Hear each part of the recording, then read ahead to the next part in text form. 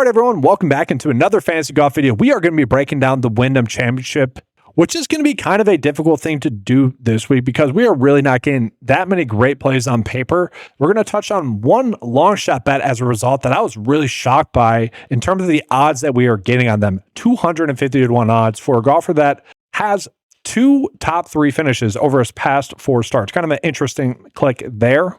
We'll also talk about the golfers that have local ties. I think that's a narrative we can go in on a little bit this week. Talk about the good outright bets that we have, and then we'll get into the lineup process as well. I was a little bit encouraged by the lineup that we were being able to make via the 9-to-5 lineup builder and the custom model as well, because it was very similar to what I was thinking this week as well. So at least the data is agreeing with my own personal thoughts as well. And then at the end of the video, guys, we're going to have a little bit of fun, a little bit of fluff. We're going to talk about Happy Gilmore 2. It's a movie that I've watched a bunch throughout my childhood, and it's just a fun thing to talk about since it finally happened. It's something that throughout my adult life, I had thought about potential spin-offs that they could do. I was relatively okay with what we got there in Happy Gilmore 2, so we'll talk about that at the end of this video. But we're going to start this video with a quick recap of the 3M Open. Let's go ahead and get into it.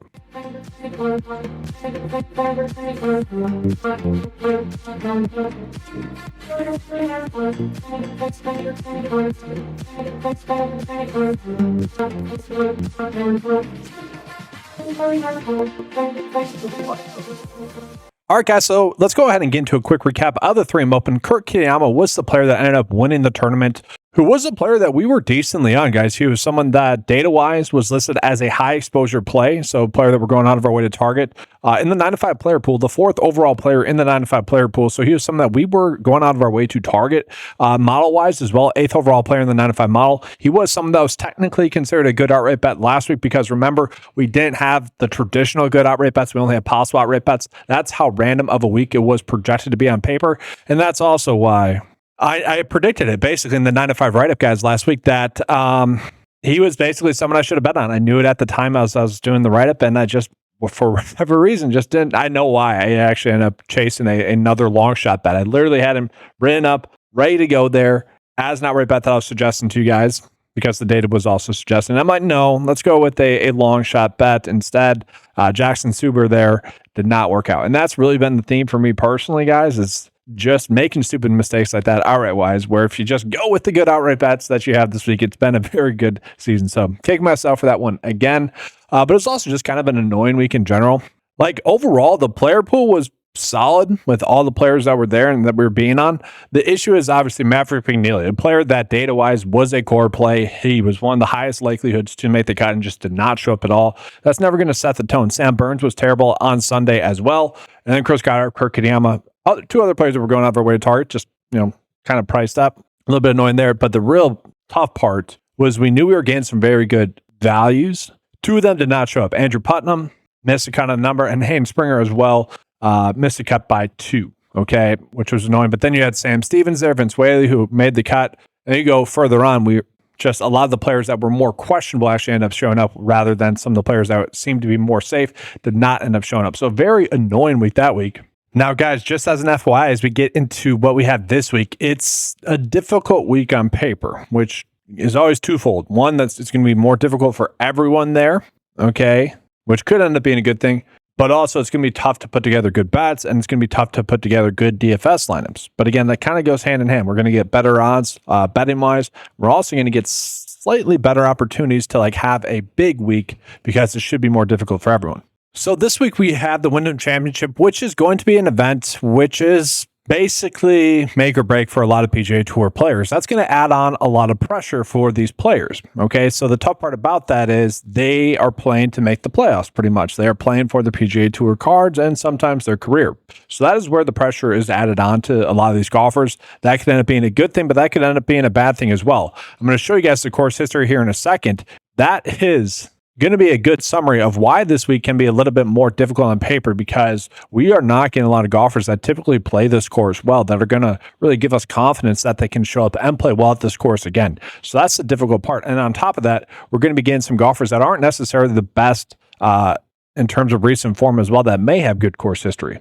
But really the narrative that we're going to be falling into is, are there going to be players that are, maybe on the bubble that we could potentially target as golfers that are going to go and have a good week? looking through it, guys, I really could not find that narrative. So we do need to talk about the players that are, potentially on the bubble for either making the playoffs or potentially trying to play to maybe secure another event inside of the playoffs as well. So you look at someone like Jordan Spieth, like he is still trying to play well. Don't get me wrong.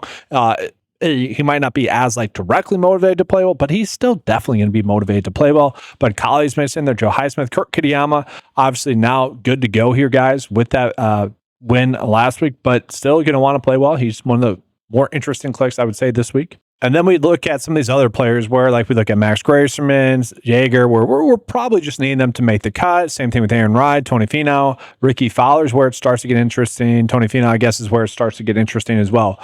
Basically, these golfers, yes, they need to probably finish top 40, top 30, but they're going to need to make the cut. Kevin Yu is someone that, again, probably needs to make the cut. I would be worried about EVR. Nico is someone that is, pretty interesting, but also risky.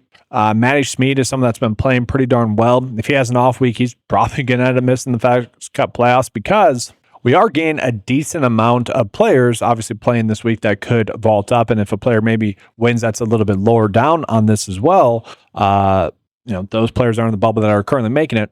That becomes more interesting. Now, are there any players here that are going to be interesting this week in terms of how they project to play? I think Bazoonhout is definitely interesting. Okay, so needs to finish about top 30 or top 40. We'll just put it that way. Gary Woodland is an interesting one. Kevin Roy has been someone that's been playing pretty darn well. Needs to finish top 23 or better. Alex Smalley, a good stat fit. So these guys are golfers that have been pretty good stat fits, been playing pretty good golf. Wouldn't be surprising to see them do that. William Mao is an interesting click as well. A golfer that, again, has been playing some pretty good golf. Eric Cole is a golfer that has tremendous course history here. So this is just all something to keep in mind. This is something that I typically will say, use this as a 50-50 decision maker, guys. If you're looking at two players around the same price tag, maybe go back to something like this where you can look at it and be like, oh, this guy's maybe a little bit more motivated to play well. But on top of that, guys, just remember that does also add in more pressure, which pressure can be a good thing, makes you a little bit more mentally focused. But if their game is not there, it does mean that blow up rounds and just blow up holes are just a little bit more likely as well. We just tend to see that happen a decent amount. So now let's go ahead and just take a peek at the course history. I mentioned Eric Cole, guys. Eric Cole has played some pretty good golf here. Sungjae Im as well plays some pretty good golf. And then it just takes a dive after that. So Taylor Moore, that's fine. We'll take that. Max McGreevy as well. That's fine. We'll take that. Adam Scott is ranking in the top 10 guys with a missed cut at this event. That's pretty crazy. That tells you really how much it drops off. And so everyone that's playing in this event, there's not a single core play, guys. There's not a single good outright bet. That pretty much sums it up. Okay, this is a very random week on paper. It's pretty much the worst week that we have on paper, which is annoying. Okay, but we are getting some seemingly good value. So as long as the high-end players show up, we should be okay. Now, the nice thing about this tournament is that we do know what to look at stat fit-wise. It is typically a second shot golf course, which is known with some of these Donald Ross courses, guys. So we are looking at birdie or better percentage. You do need to score. It is more of a normal scoring event, though, because, there are some spots where you can get a little bit risky, but it is ball striking, good drive percentage, and strokes gained approach. So it's not too long of a course. But really, if you're looking at maybe the specialist data, I think one of the more unique things you could look at is potentially just going with the designer. Donald Ross course designs. You could go with, maybe Parkland style courses as well. That is with Donald Ross courses. That kind of coincides pretty well. He's kind of known for that. But if we're looking at that, guys, Harry Hall is someone that pops up as the best specialist. He's someone that has kind of struggled with course history-wise. Ben Griffin, who has been pretty bad over his last two starts, but it could just be more if he played at the Scottish Open terribly and then at the Open Championship terribly. You would expect him to bounce back and play well here. Sorry, he didn't play at the Scottish Open. It was the John Deere Classic and then the Open Championship, but he's someone you would think would bounce back, but interesting there. Keegan Bradley, he kind of needs a good week, I would say, to allow him to give himself a spot in the Ryder Cup. Then from there, Matt Fitzpatrick, Ryan Fox, it gets ugly pretty fast. Again, that's the tough part. And then we go ahead and take a peek at the recent form, guys. So the recent form, we are getting some golfers that have some pretty good make-cut streaks going. Matt Fitzpatrick, like that there. 8 straight, 3 straight top 10 finishes, like that. 4 over his past 10. That's appealing. We like that. We're going to be on him. Pretty simple. Harry Hall, we're going to continue to play him, guys. There's no reason not to be on him. 13 straight make. Well, there are some reasons not to be on him, but given the week that we have, we're going to have to be on him. Keegan Bradley, again, very interesting play. Okay, to me, guys, Matt Fitzpatrick and Keegan Bradley are a lot like Sam Burns and McNeely last week, which obviously last week that did not work out. That doesn't mean that we shouldn't be on them again this week, but doesn't make me feel good that those two players last week sucked. And now basically we're getting this exact same spot with Fitzpatrick and Keegan. Interesting spot. We look at someone like Robert McIntyre, 11 straight make cuts from 3 top 10 finishes over his past 7 starts as well, playing great golf. Ben Griffin, again, coming in off of those 2 missed cuts. Prior to that, had been just balling out. Okay, I do think it's been like a natural reset. He's definitely a golfer that needs some break, some time off, and he's got that now. Okay, so you would expect him to bounce back, but we are getting him at a premium price tag. Vince Whaley now with 11 straight made cuts. He's going to be an interesting click. Same thing with Sam Stevens, guys, where he's made 12 straight cuts. Okay, I'm probably going to be defaulting to those golfers a little bit more. But again, you guys are seeing just how ugly the form is for a lot of these golfers. Now, guys, real quickly, I want to get into a little bit of an update that I made on the website. I've been basically pushing an update each and every day thus far, casually here and there for golf or for NFL. I have added in a full NFL tab, which has NFL season-long prop bets, best ball draft stuff as well, and then NFL preseason data as well, which you guys can use for like preseason NFL DFS and whatnot. I'm excited for that. I will be covering that on the 9 to 5 Sports YouTube channel, the main channel, the channel that's not for golf, the one that you're watching right now, just as an FYI.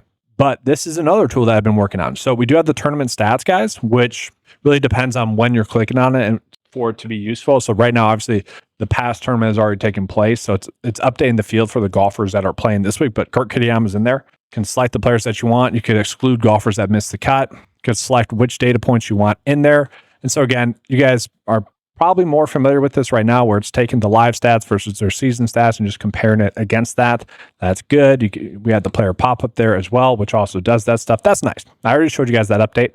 An extension of that, though, is going to be the select additionals column, okay, which is nice to add in just maybe some other data points that you want to view while you're working through this. Now, what I added in there was a specific showdown tab. So the old version I'm going to be taking away now, guys, because we have this. So you can click on the round. Again, you can exclude miscut. So after round 3 and round 4, that's just a simple click there. We can see the breakdown of kind of the round 1 projections and whatnot. We'll have win rank in there as well. So for round 2, we obviously get a little bit more data for that. We got regression in there, which is, playing better or worse. The win right there, and just a lot of more stuff in there. And then we also have 3-ball bets as well, which would be a breakdown of the golfers that are going to present the best 3-ball bet odds or 3-way odds as well. So depending on, and it'll give you guys a breakdown of who's likely to win. Again, it's not updating for the tournament yet because we don't have that just yet. This is still pulling in data from the 3M Open, but again, they'll update typically on Tuesday afternoon. Now, that being said, I do think I will be updating the 9 to 5 cheat sheet to be more like the new updates that I've been pushing, so it's more mobile friendly. It'll be defaulted for the cheat sheet, but it'll be something that you guys could maybe, make some slight adjustments as well, so you wouldn't have to use the custom model as much. But at the same time, the custom model is still there for you guys to use as you see fit as well. But for now, we're going to stick with the 9 to 5 cheat sheet as it currently is, obviously. So just looking at this, guys, let's just go through it real quick. So data tag, we don't have any core plays. I mentioned that. Outright bet, okay, I guess I got this wrong. We have 4 good outright bets. 4 good outright bets on paper, traditionally speaking, based off of previous winners. This might be my betting card. I might chase, but I will chase. I will chase probably 3 longer shot odds. But if you're making a betting card, a simple one, these 4 golfers, just go with it, and that's about it. Now, in terms of local ties, let's take a peek. We are getting a decent amount of golfers that have extremely likely ties to this course. Okay, so Cameron Young, Alex Smalley, explains why he's probably played a bunch, and then Webb Simpson as well. We all know the history behind Webb Simpson and kind of, naming his daughter after Wyndham, the Wyndham Championships. Played this tournament extremely well in the past. He hasn't been playing terrible golf as well. I just hate how they priced him. They priced him correctly. Okay, again, shout out to the DraftKings pricer.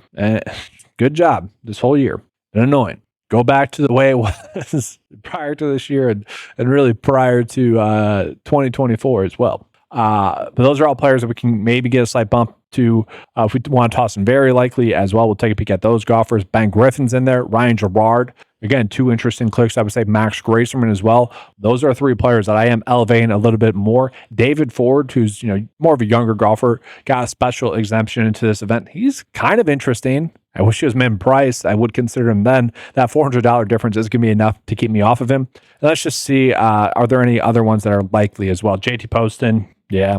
Andrew Novak. Ben Coles is interesting. Ben Coles has been playing some pretty good golf. Maybe we elevate him a little bit more. But this is going to be the theme of this video, guys, is we have a lot of players like Ben Coles that are going to be interesting clicks that are like below 7K. Outright wise, that are also interesting as well. Like 170 to 1. I mentioned we have 4 good outright bets. Probably placing all 4 of those. And then I might just go with someone like Ben Coles, who's been playing some relatively good enough golf, relatively good stat fit. Might do that. But yes, getting back into the high tier plays, the favorite plays, there's golfers above 9K. Matt Fitzpatrick. Okay, Matt Fitzpatrick is not the best stat fit because he hasn't been playing good golf for most of the season. That's what we don't like about him. Okay, but lately he has been playing some great golf. Okay, so again, 4 top 10 finishes over his past 7 starts. Okay, you might chalk that up a little bit to the fact that he's playing overseas, played the Scottish Open and the Open Championship well.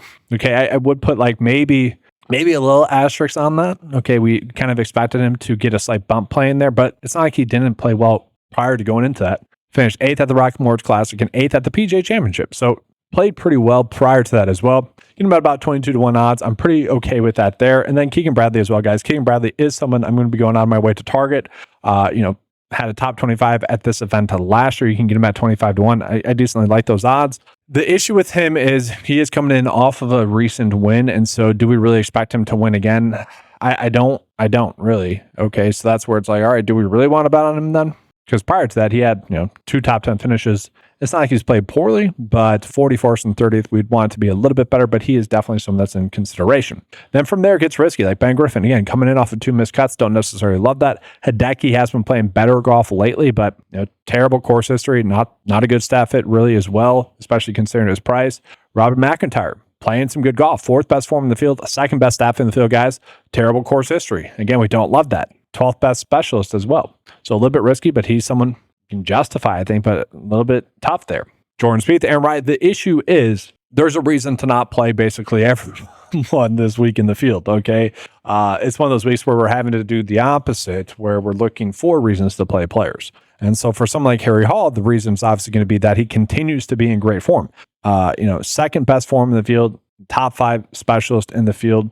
Course history is ugly though, missed cut and a withdrawal. And so we kind of just have to ignore that. The spin on it that we could say with Harry Hall is that he is someone that has at least played this course a decent amount. And as we have seen, you don't really get a lot of golfers this week that do have, a long-term track record of having good course history. And so maybe someone we could look at 35 to 1 outright wise. DFS wise, I have already ended up on him a decent amount at that price tag with a lot of my builds. From there, Jake Knapp is interesting as well. 5 straight make cuts in a row for him. Does not have any course experience. So again, a little bit of an asterisk, but he does rank out top 30 or better in all the key metrics that we look at. So he's someone that you could potentially be on for an outright 40 to 1, decent odds for him. I want to go crazy with it, but again, pricing wise, it does make sense. He's also a player that I've ended up on a decent amount. Akshay, I am not getting to him. I will say that. And then you also have something like Lucas Glover. Lucas Glover made 3 straight cuts now. Again, looking at the course history, guys. Okay, Lucas Glover, miscut, victory, 54th, miscut. Like, what is that? So that's where you could justify betting on someone like Harry Hall. That is also what makes this week annoying and more difficult to predict. Good stat fit. I do like him, but doesn't feel like someone we need to go out of our way to target. So we're going to jump down now into the mid-tier. Looking at Kurt Kitayama. Kurt Kitayama obviously coming in off of that victory. That is great. We love that there for him. But now what do we do, right? 4 straight cuts for him, 4 straight make cuts for him. 66 at this event last year, not great. Going to be a good stat fit, 4th best stat in the field. We like that, but a little bit concerning. We continue on. Like Ricky, I do think Ricky's going to make the cut. I feel confident that Ricky will make the cut. But speaking of make cuts, guys, let's just talk about that. So we are just on the sportsbook page. And let's just take a peek at the made cut likelihood. Okay, so we're just going to sort by made cut percent. Okay, so we have 1, 2, 3, 4, 5, 6 golfers that have an over 70% likely to make the cut. That is it. We have none that are 90% likely to make the cut, and we have none that are 80% likely to make the cut. That is not good. That is freaking ugly. Okay, so again, that is what makes this week difficult. We have a lot of golfers that are over 60%, but if you compare some of the high-end golfers, for example, Hideki, Akshay, to maybe some that we're going to get later on in this video, Davis Thompson, Rico Hoy, it just makes sense to go to Rico Hoy, Sam Stevens as well. It makes sense to go to those golfers a little bit more because they have, not the same odds, but close enough. And then you consider the value that's baked in there. And again, that is kind of the difficult week, though, that we have this week because of that. And so I will begin to Ryan Gerard. I will begin to Ricky. Max Graceman, again, is going to be fine, I think. But Sam Stevens is probably the one in this range that I will be going on my way to target the most.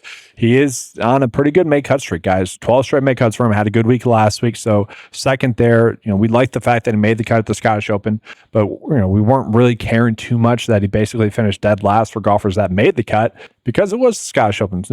Love the fact that he followed that trip overseas with a good finish. And prior to that was playing some good golf as well. Okay, overall, 34th best specialist. Doesn't have good course history. We don't like that 2 straight make cuts at this event, but as we kind of established, not all too predictable in terms of course history.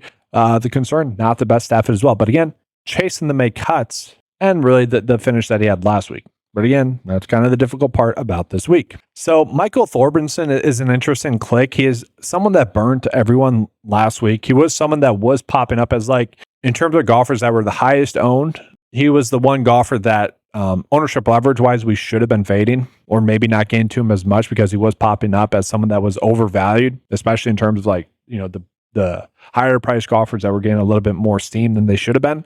But it made sense. He was playing good golf, was a good staff hit. He's going to be a good staff hit again this week, but coming in off of that miscut, you don't love that. Compare him to someone like Davis Thompson, who okay course history again, but 2 straight miscuts. We don't love that. And so again, tough week in that regard. I will say the young golfer here, Jackson, I'm not going to butcher his last name. We'll hear it when he wins for us. I'll be able to properly announce it. But he hasn't played too much on the PGA Tour thus far. If you look at the starts that we have seen him make thus far on the PGA Tour, ISCO Championship 6th, John Deere Classic 11th. So we like that there. Didn't play well at the US Open. Kind of okay writing that off. It's a major, obviously. API made the, don't really care about the API with it being an invitational, but Farmers played fine as well. But I really like the fact that over the last 2 times that we've seen him, he's played well. He is someone that I am looking at, honestly, a decent amount at 7.4. But then we get into the low tier. And what have you guys maybe noticed throughout this video? I have not given you guys a single core play yet. Okay, so core play number 1 for me is going to be Rico Hoyt. Again, just going back to his make cut percent, comparing it to some of the higher priced golfers, it's basically the same. So he has about a 62% chance to make the cut. Betting odds wise, you can get him at 80-1 on Bovada. I think that's a good number for him. But what we like is the form. Okay, recent form could be honestly better as a whole, 37th in the field, but over his past few events has been much better. So made the cut at the 3M Open, kind of lackluster there, but 8th at the Barracuda Championship, 34th at the ISCO Championship, and then 11th at the John Deere Classic. Missed the cut at the Rocky Mortgage Classic, 36th at the RBC Canadian Open. So again, that's kind of the issue that we have this week, but he's going to be a top 5 stat fit where he ranks 1st in the field in ball striking, top 20 in birdie or better percentage, 3rd in the field in strokes gained approach. 14th in the field in strokes gained approach, 3rd in good drive percentage. So he is someone that does set up to be someone that I do think gives us a good chance at making the cut at the very least. And I don't mind the idea of getting him at 80-1 if you guys are searching for more of a long shot bet. I think that could be a good route to go there. But for DFS purposes, again, given the pricing that we have, I'd be much more inclined to go with someone like Rico Hoyt that does have a pretty high make cut percent chance at a very cheap price tag. And obviously a big part of that is to allow us to be able to pay up for maybe Keegan and or Matt Fitzpatrick. So from there, Ryan Fox is fine. Alex Small, I'm still going to begin into it a little bit. I do like Christian Bazun out a decent amount. He has made 3 straight cuts at this tournament. Ugly stat fit, 88th in the field, but he is the 9th best specialist. So that does bode well for him. 3 straight make cuts for him on the PGA Tour. I do like into him. Okay, it's pretty much as simple as that. Andrew Putnam burnt us last week. Burnt us with a withdrawal. He's been annoying lately, but he is someone that overall throughout the season has been playing good enough. I'd be fine going back to well with him. Would not be shocking to see him play well. Again, just missed the cut by 1 stroke. We can kind of write that off a little bit, but obviously we want to see him play well. Austin Eckroach, slightly okay. These are all okay enough plays, but there's also not too many reasons to get to them. We'll say Vince Whaley, again, 11 straight make cuts for him on the PGA Tour. Love that there from him. Not the best stat fit, but not terrible. 45th in the field. The course history, again, is what is ugly. Had he shown us just one good start at this event, I'd be much more inclined to get on him. But again, 11 straight make cuts, that is tough to ignore, especially this week where it is pretty ugly. William Mao's interesting. So he followed up his victory with a 7th place finish. He hasn't really been playing terrible golf. I don't mind him at that price. He's certainly an interesting click. Gary Woodland kind of playing for something. 4 straight made cuts for him. Finished top 30 at this event over the last 3 years. So we like that there from him. Kevin Roy, I will be playing, guys. Kevin Roy, 8th best staff in the field. Top 30 place finish last week. Has played this course before. Very cheap price tag. He is someone that we have obviously benefited from first round leader wise thus far this year. So we like that there. But I'm a little bit surprised at his odds. Again, 8th best staff in the field. He was someone that it did seem like was getting a decent amount of hype last week, outright wise as well. Didn't play. I mean, he was fine. Had a bad Sunday. Ended up finishing 28th. But I don't know. I could see getting to him. He's obviously playing for something. Again, a little bit more conviction with that. That pressure, though, could end up getting to him to the point where he just ends up having a terrible week. Ends up finishing dead last, right? Don't mind him at 100-1, though. Like, I think long shot wise, that does hold some logic. Matt Kuchar, someone, again, you probably would expect to make the cut. Very cheap price. They about a 55% chance for him to make the cut. That's the issue, guys, this week, again, is that we could find a reason to really be on a decent amount of players, but we're not going to have a lot of plays that give us a lot of confidence. And so for me, I have been choosing to go down more into the below 7K range to, again, do more of a studs and duds build. Okay, so we look at someone like Victor Perez. Perez is actually going to be the best staff fit in the field. Perez also finished top 35 at this event last year. He ranks top 10 or better in ball striking, good drive percentage, and strokes gain approach. The birdie or better percent, we would like to be a little bit better. 63rd in the field, but again, best staff in the field. Recent form-wise, it's not terrible. Okay, as a whole, he does rank out 21st in the field, 23rd best specialist as a whole. So he's kind of checking all the boxes. He will be someone that I will be betting on long shot wise, guys. You can get him at 125-1 on Bovada. So very good odds there. He does have a recent top 10 finish at the RBC Canadian Open. Again, just hasn't really played terribly. He's been someone that's been right around a made cut, giving us a good chance at making the cut. I think if you chase that form this week, you're going to be, liking that a decent amount, hopefully, right? Hopefully. But I do want to call it, again, there are some players where we get some very glaring differences in terms of odds. And I know Unibet really not the sharpest book out there, but they're giving him at 80-1. And then you look at a site like Bovada, 125-1. Okay, so we are seeing some differing thoughts behind him between the sports books. And I always am a little bit encouraged by that because it does present a reason why he could pop, right? If one book or two books are saying they're valuing him much more than some of the other books. So yeah, I do like him a decent amount at 6.9. And so as you guys can see, putting those two players in the build really does open up a decent amount. We have about 9K left over. And so we get into the next core play. And I should say these are with asterisks this week. Okay. They're not like traditional core plays, but they are players I'm going to be overweight on. Okay.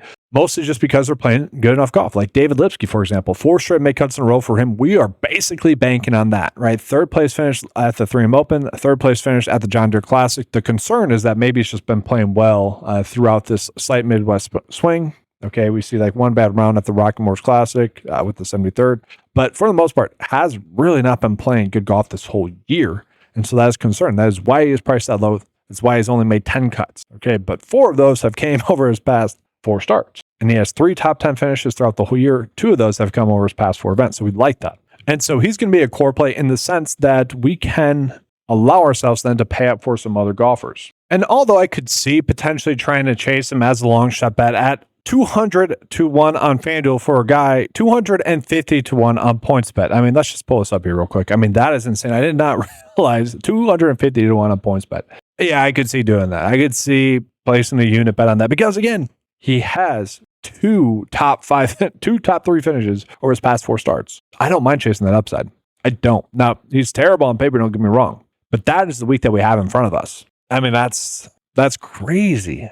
Yeah, I mean, I can't discourage that. I really can't. Like if it was, I wouldn't even say FanDuel at 200-1. Like that's just to get a golfer that has played his course 3 times and made the cut twice at this event. Like that is appealing given this week. And again, he's not a good staff fit. Has been playing better recently. You look at over his past 5 starts, 11th in the field in strokes gain approach. We'd like that. 33rd in strokes gain tee to green. Like we like that. Ball striking not as good. We'd want that to be better over his past 5 starts. But top 10 in the field in strokes gained total versus past 5 starts. So yeah, I can get there. I can. But the reason why he's a core play is because he should be a cheap made cut. Now he does only have a 50% likely to make the cut, where if you look at someone like Matt McCarty, Doug Gim, Vegas likes those two players much more, 59 and 57%. So just be weary or a little bit cautious about that. I am chasing the form. I'm chasing the last 4 weeks. Okay, so from there, I will say yes, Keegan Bradley, he will be someone I am treating as a core play this week, guys. So he's going to be my core play number 4. Again, I do like him potentially. I don't know. You guys let me know in the comment section below. Do you guys think Keegan Bradley is someone that should be considered a good outright bet this week? Like, is he someone you'd want to be on? Or are you worried that, yes, he is coming in off of a victory 3 events ago, and you just don't really see him playing well? His mind might be other places this week as well. I think I've actually talked myself out of him as someone I want to be on outright-wise. But on paper, he makes for a good outright bet, and he does make for a golfer that should be a core play. But I do think I kind of talked myself into maybe not valuing him as much just because of him maybe being a little distracted this week. But I do think he does want to play well this week because that would secure, I think, in his mind, him being able to potentially select himself, or he can play himself into potentially that final Ryder Cup spot. I think that's ultimately what he wants to do. And so maybe you could find 2 reasons like to be on, one reason to be on him, one reason to not be on him. Okay, it really comes down to Ryder Cup and pressure with that as well. But I do like the price tag. He does feel like a very safe play on paper. And so to finish up the first look build, we are just going to put Matt Fitzpatrick in there. Then that's pretty easy to do. Chase the form there. That's really what we're doing here. We have 8.1 left over. I will chase the form there then and go with Sam Stevens there as well. So we have 100 left over. That feels like a good first look build. That being said, we probably will begin some pretty darn unique lineups this week. So we see my hand build. Let's go ahead and just take a peek at maybe what the custom model will be wanting to toss out at us as well. So I'm just going to give it the model rank to filter off of here right now. Then we're just going to, we'll limit the max exposure to 50%, but now we're going to click run. Okay, so the top lineup that it views currently would be Jake Knapp, Kurt Kitayama, Ricky Fowler, Luke Clanton. I'm okay with that. Danny McCarthy and Christian Bazuna. I'm actually okay with that. I think that's a decent lineup. We see, though, the 6% chance, guys, 5.62. That is terrible, okay? That really is. The best 6x6 lineup you can get is about 7%. Okay, let's actually see what that would look like if we were to raise up the min cut threshold. Let's do about 55. Let's do 55. We'll run that, and we can get to a lineup that's 8% likely to get 6% across. That'd be Matt Fitzpatrick, Siwoo Kim, Sam Stevens, Sungjae Im, Andrew. No, not terrible. Not terrible there. I actually think I like the second lineup a little bit better. Chris Kirk, Bazoon out, Siwoo, Lucas Glover, and Harry Hall. Don't hate that. But again, that's kind of the week that we have. Okay, so that's from the 905 custom model beta. I will be putting that, I think, I will be taking out of beta, I think. So I've been working on the optimization of that, the custom model with the lineup builder as well, part of that. And I think we got to a spot where we want, where if you put in min and max exposures for the players that you want to be on, it's going to be fine. Now, this week could be an interesting week for the lineup builder, as you guys typically know it. So if we get into the normal lineup builder here, guys, what you could do this week is maybe give it about 5% randomness this week, because it is going to be a pretty random week. And maybe you don't want to get too much exposure to players. Maybe go like 25% max exposure. Now, we could do that as well in the custom model beta as well. But we're just going to go ahead and generate these just to see what it looks like. Oh, yeah, we have to give it 2 players to update here. Whatever. We'll bump Fitzpatrick and we'll bump Keegan up, whatever, just to see what it's looking like. Okay, so the custom model is kind of agreeing with my approach, and so is the lineup builder here as well. Okay, so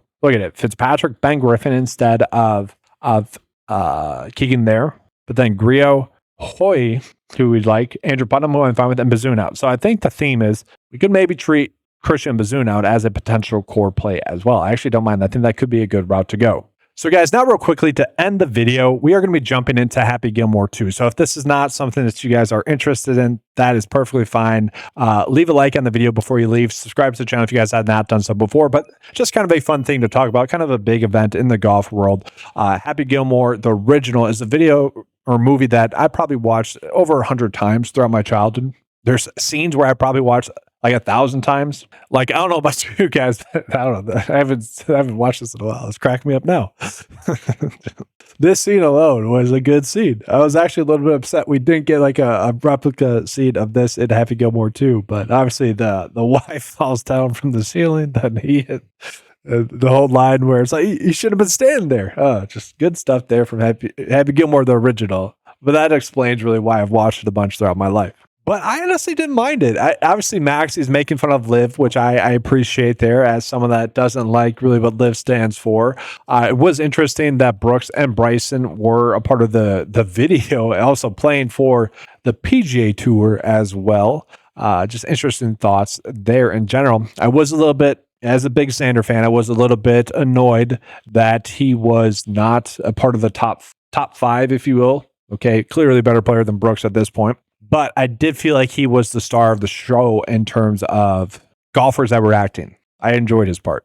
Now, I was actually pleasantly surprised with this movie. I purposely went in with low expectations because typically speaking, a movie like Happy Gilmore is not a movie that is typically going to be good for, the number 2 version of that. Dumb and Dumber 2, that's not a good movie. Okay. Sorry if anyone loves that movie. I was pleasantly surprised. I loved the amount of callbacks that they were able to do. Some of them were for, some of them were not, but I did appreciate them a lot more. Now, obviously, the Maxi portion of it was annoying, I would say, but that was kind of the point. And so after I got done watching it, I could kind of appreciate it, which during the watch, I hated that portion, but we'll get into that in just a second. I love the scenes with Shooter. Okay, the scenes with Shooter were the best. And if you guys are someone that bets on fantasy golf, you probably have seen the Shooter McGavin X account, Twitter account, typically having viral tweets. He's like the person who runs that. If it is him, I doubt it, but who knows if it is the actor. He's like the reason why this movie was made. And so obviously, as someone that's watched this movie a bunch throughout my life, come up with a bunch of storylines of really what could have happened. To me, you take the whole maybe down on his luck narrative and give that to Shooter. That should have always been the story. The movie, if there was going to be a number of follow-up from Happy Gilmore, should have been called Shooter McGavin, where it's like a Shooter McGavin redemption story, because he was always a likable villain. Okay, he just was. He was a bad guy, but he was likable. Very enjoyable. The actor did a good job, which, fun side note, for my bachelor party, the guys in it paid for a cameo from the actor that played Shooter McGavin. He was acting as Shooter McGavin in that very awesome video from that. If you guys want like a clip of that video, let me know. I can show you guys that maybe next week. It was fun stuff to have that happen. But it should have been like him trying to come back, and it could have been like the movie The Prestige. I don't know if you guys followed that at all, where maybe it's a little bit of a rivalry between Happy and Shooter, or maybe it's Happy actually helping Shooter out to maybe finally get that gold jacket. I think that would have been a better storyline to follow. I didn't necessarily love the start of the movie with Happy Gilmore, where he obviously ends up killing his wife with a golf ball, but that is how the first movie starts as well, right? Like it's his dad taking a hockey puck to the face, which obviously, like, saving grandma's house was the whole premise of the first Happy Gilmore. And so it does make sense where they would kind of try to scheme it up where that's part of the narrative for Happy Gilmore 2, although they kind of just push that aside for Happy, let's just say Adam Sandler, to have his family in the movie, to push a story with his daughter. And you could kind of feel that come through the movie, where it did feel like more of a family movie for Adam Sandler himself. His wife was in it, his daughter was in it, a lot of relatives were in it, a lot of people that were a part of Happy Madison Productions were in the video, that like typical people that you would have in there. Very good callbacks. And I did like the way that they embraced the PGA Tour, kind of hated on Liv a little bit. I did like that. Now, I don't know if this is something I'm just realizing now, but, and tell me if you agree or if this is just something that's obvious. Was the original Happy Gilmore set up to be like Tiger versus Phil? Like Phil more the villain as Shooter McGavin, and Tiger was more Happy Gilmore? Now, obviously, Happy Gilmore was kind of like John Daly as well. That's why John Daly was in it. And John Daly, actually, I said Xander was the best acting PGA Tour player. It was John Daly.